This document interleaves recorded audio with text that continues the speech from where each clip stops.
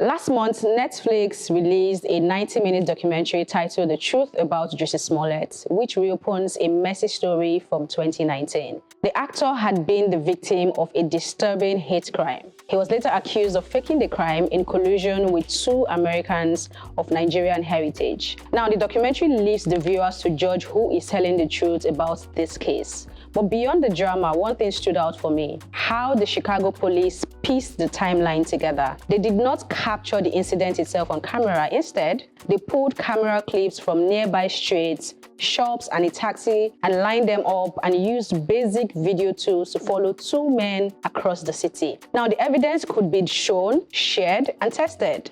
That clarity moved the case forward. This is the heart of my point today. Technology made the investigation stronger. Shareable CCTV footage plus simple analysis created a clear trail that people could understand. It wasn't magic, it was organization, access, and the discipline to follow the video wherever it led. Amnesty International reports that over 10,000 Nigerians have been killed in violent attacks in just the last 2 years. The number should stop us in our trap. Each death is a name, a family, and a story. How many cases can the public see explained with the same clarity? A credible video with a timeline that shows what happened, where it happened, and who moved where and when. Since 2009, both Lagos State and the federal government have announced CCTV projects. You hear city cameras, traffic cameras, smart city plans, and command centers with billions of naira allocated. But here are my questions. Are these cameras truly installed and working today?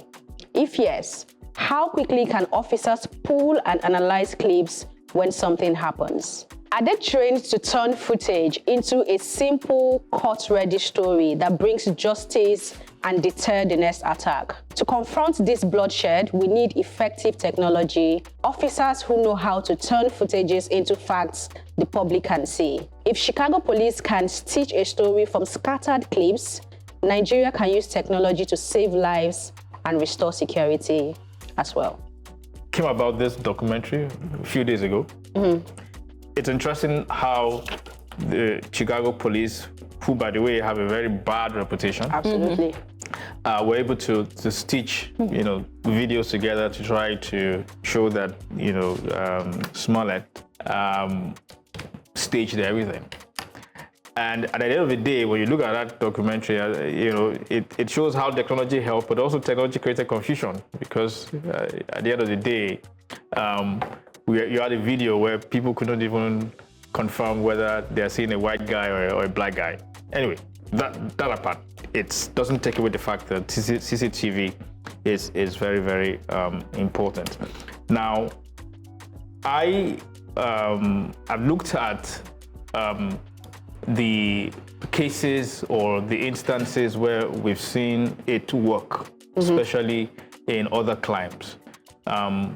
The UK, for instance, is one of the cities in the world where you have the most CCTVs. You have China, you have Dubai, and places like this where there's a whole lot of concentration.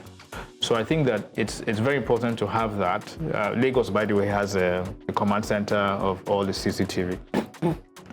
The challenge for me is you cannot cover every blade of grass. It's not possible to be able to do that, whether it's government controlled or not. You can't do that.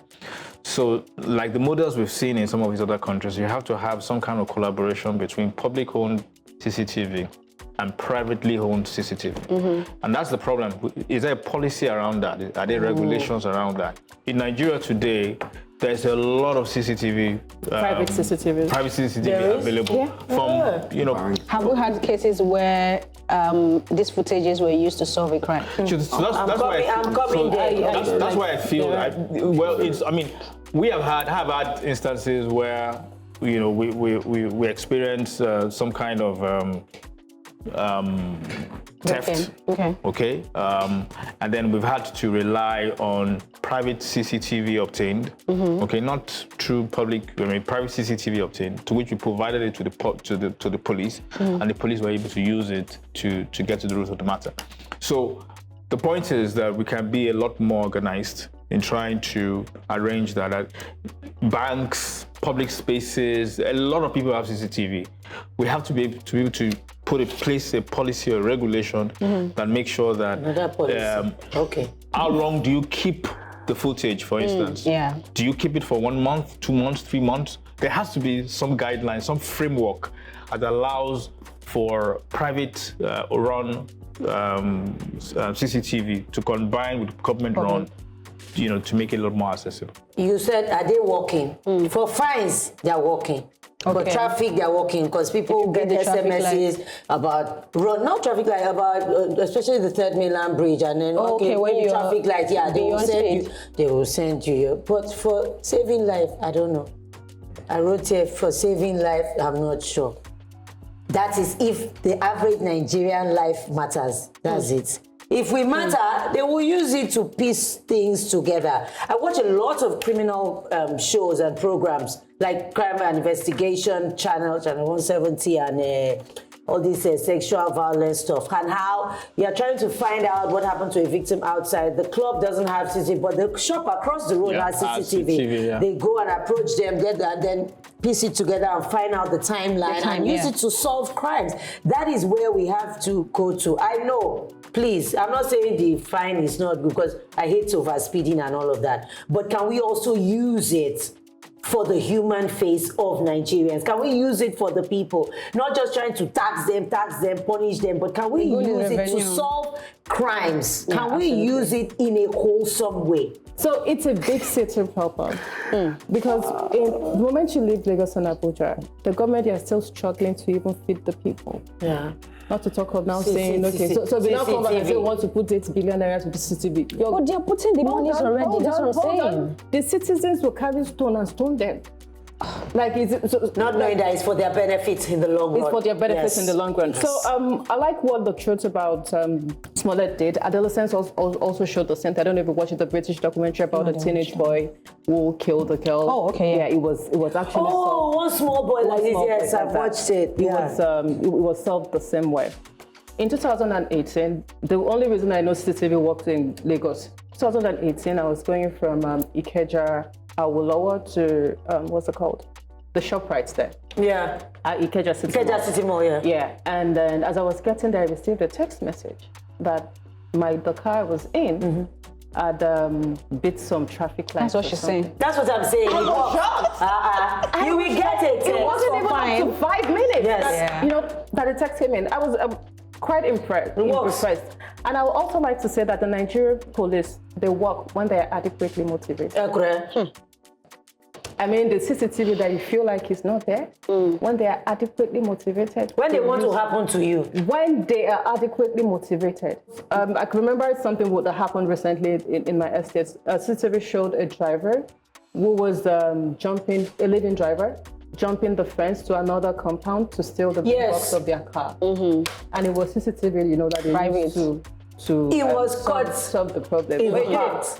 We are very far from having CCTV everywhere in Nigeria as a whole. Lagos State has done a whole lot in that space. Abuja also, they've done, but not even close to what Lagos has done. But yes, we will get there eventually. It's pretty straightforward. You guys have said everything. It's a case of the hen before the chicken or the egg, which one comes first? And I think the problem of insecurity is one of our biggest problems. It's one of the biggest problems. Right now. We can all say that, right? Yeah. It also stops investment from coming into the country. So what should be the priority of the government, of any state government, security, or of any local government? Security. It's security, right? So, and it's not like it's hard, especially with technology. There's even face scanner that can scan your face to even know your expression, like what you're thinking now. It's happening in China, right? Those people. So investing in that is priority, because if you invest in security, then the environment is safer for people to thrive. That is a priority. I had one of the craziest experience during the AMVCA. I mean, you guys know AMVCA is packed, right? And so I was at the red carpet to take some videos, and I gave someone my glasses, this one. And when we're done, I was like, wait, where are my glasses? She's like, oh, I left it there. I'm like, it's gone. With that one that I was moving up and down, it's going to just leave it. Let people try. So I was like, just go to the front desk and ask them and tell them, what happened. They found my glasses. Oh, bless. I was like, how is this possible? Yeah. Because they went to CCTV and they found the It person. was just there. They saw the person that's someone took it. Yeah. When I now checked the glasses, because it's AI glasses, I saw videos of the person that took it. Because the moment you open it and you put it in your face, it takes videos. Yeah.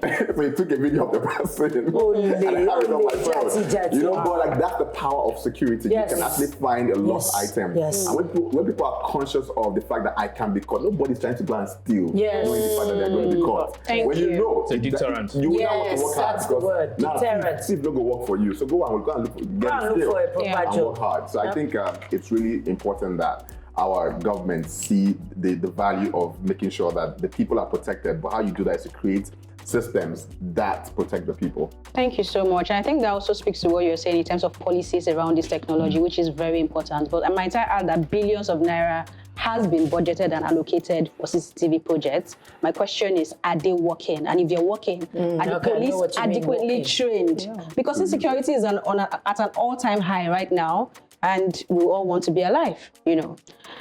We keep hearing that the future is tech. I'll add to this. The future is effective technology. In other words, technology used intelligently. You're my playground, Elsie. Still on the topic that's very close to my heart, healing the system.